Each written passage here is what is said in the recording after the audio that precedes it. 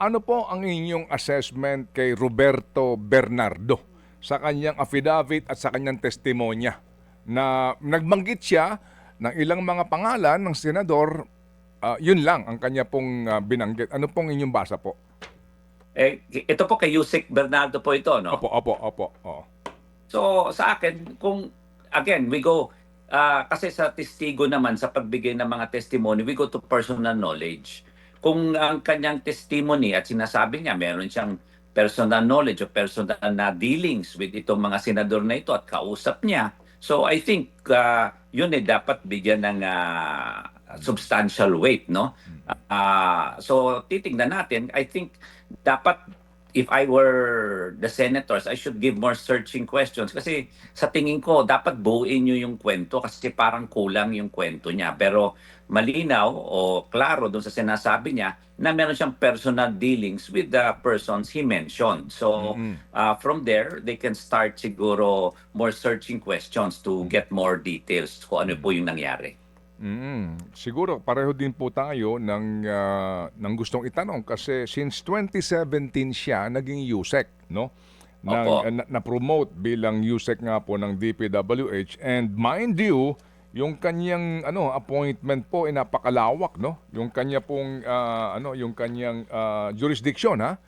And Opo. magmula 2017 siya po ay naging USEC hanggang August 15 ng 2025, no? So that's practically Opo. 8 years, no, na USEC. And Opo, then, dalawang administrasyon Opo. po ang tinulay niya. Opo. And then, ito nga po, no, meron silang Bulacan, and then, ang sabi nga po, ang kanyang jurisdiction din malawak.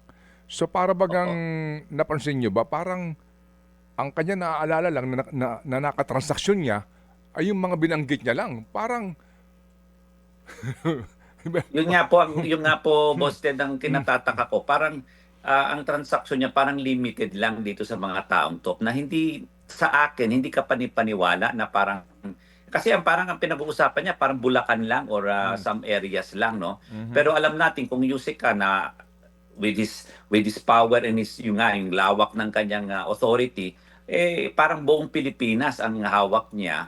And I think hindi lang natatapos sa mga taong ito at hindi lang natatapos sa mga taon na sinabi niya. So I think mas dapat simulan niya from where he started up to today or up to hanggang siya nag-resign or natanggal as USEC. And then sabi ko nga, dapat yung mga senador magbigay ng more searching question. Mas kailangan klaruhin nila at idetalye nila yung mga tanong nila. mga kapatid, brothers and sisters, saan ka pa? Dito na tayo sa totoo. Dito na tayo sa True FM. Mga kapatid, mag-subscribe and follow po kayo sa social media accounts ng True Network PH. Yan po kami. Hanapin nyo lang True Network PH, Facebook, Instagram, YouTube, TikTok, and podcast. Mapa-Apple or Spotify man yan, mahahanap nyo kami. Lahat ng mga napapanood at napapakinggan nyo po sa programa, nasa social media accounts namin yan. So, paano mga kapatid? See you sa social media!